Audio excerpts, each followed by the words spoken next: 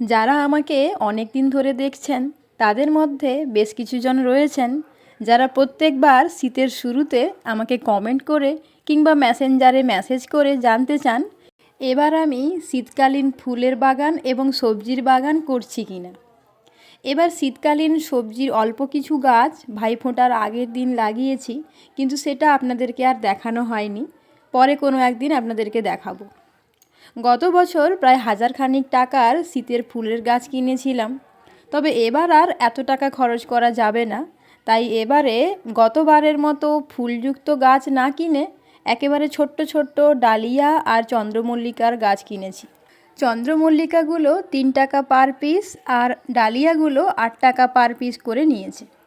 আপনারা যারা আমার মতো বাজেটের মধ্যে বাগান করতে চান তাদের জন্য এটাই উপযুক্ত সময়। এখনই অল্প খরচে এমন ছোট্ট ছোট্ট চারা গাছগুলো কিনে ফেলুন আর শুরু করে দিন শীতের বাগান। আচ্ছা, আপনিও কি আমার মতো বাগান করতে ভালোবাসেন? কমেন্ট করে জানাতে ভুলবেন না।